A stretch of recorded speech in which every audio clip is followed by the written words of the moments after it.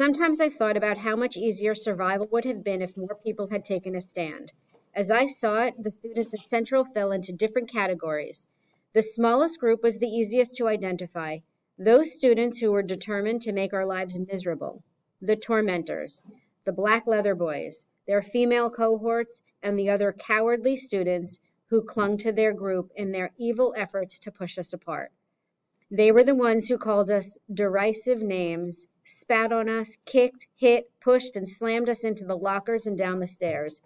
Maybe it was their parents who helped to make up the segregationists' crowds that clung to the wrong-headed belief that Central somehow belonged to them, and that the 9 of us were the interlopers causing trouble by having the audacity to keep showing up. The second group included those students who were clearly sympathetic, even if they did not outwardly show it or jump to our defense in times of trouble. You could tell by the kind eyes that on our worst days seemed to say, "I'm really sorry this is happening to you." Sometimes they offered a shy smile in the hallways or in class, or slipped a quiet note of support to one of us undercover. Gloria has talked fondly about Becky, a kind white girl with whom she exchanged notes during one of her classes. In their notes, Becky and Gloria established a sort of friendship, swapping tales about regular teenage stuff.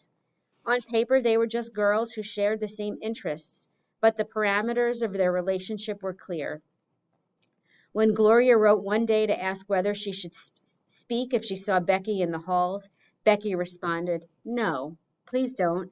They both knew the consequences for Becky would be great, but Gloria has always felt grateful for those few moments in class when Becky helped her to feel accepted, as though she had at least one ally among her white classmates.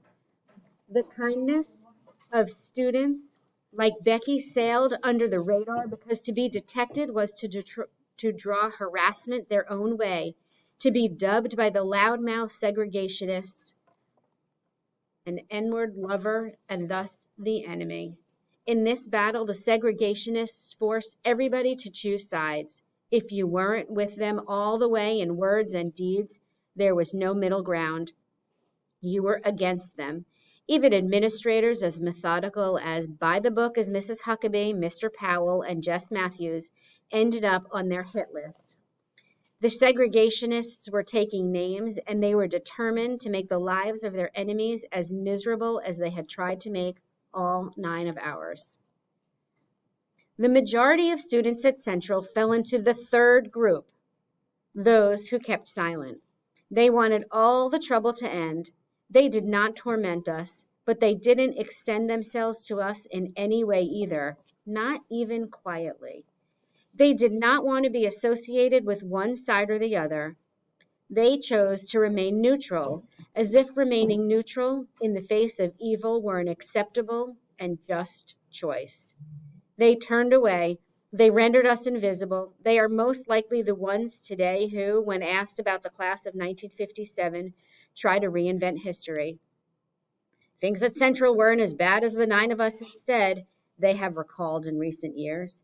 The mobs weren't as big, they say, the bad guys and gals weren't as bad, and the atmosphere wasn't as tense. Well, of course, that is how they remember the Central journey these 50-plus years later. When I was suffering in those hallowed halls, they turned away, they did nothing, they said nothing, they chose not to see. There was another group, a small group for sure, but in my mind the bravest of all.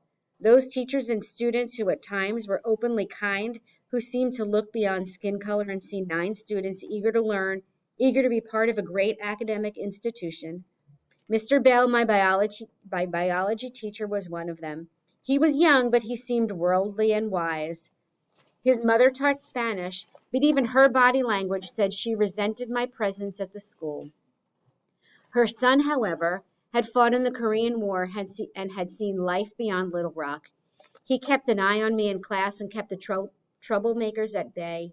He didn't single me out, but he called on me about as regularly as he called on my classmates. He even encouraged me to participate in the science fair. He chose to see me. There were others too. The yearbook from my 10th grade year includes kind notes from more than a dozen white classmates who risked harassment for taking even that small step. My exchanges with some of them had disappeared from my memory, but their words will forever remind me that there were moments in the midst of chaos when black and white faded and we were just teenagers.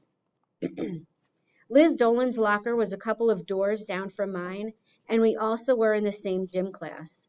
Sometimes, as we stood at our lockers, the two of us swapped tales about our favorite show, American Bandstand.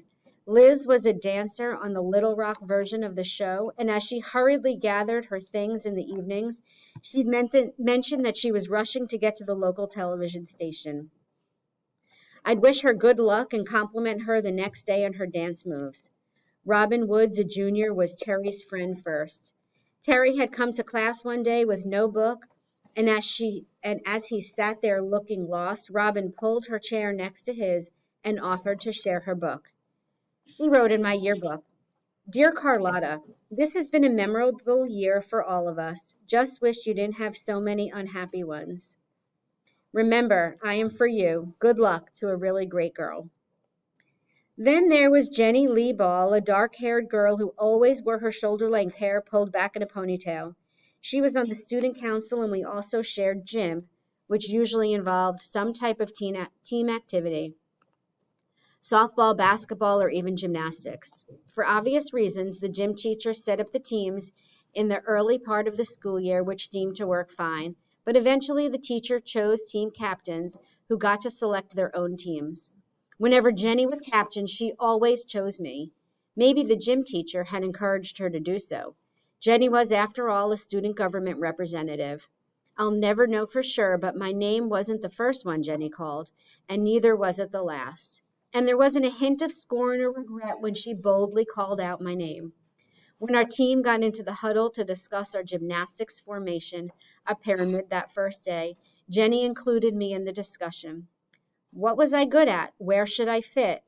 Was I strong enough to hold down the bottom? I remember Jenny as befriending me, though I can't think of a specific thing she said or did that was particularly special.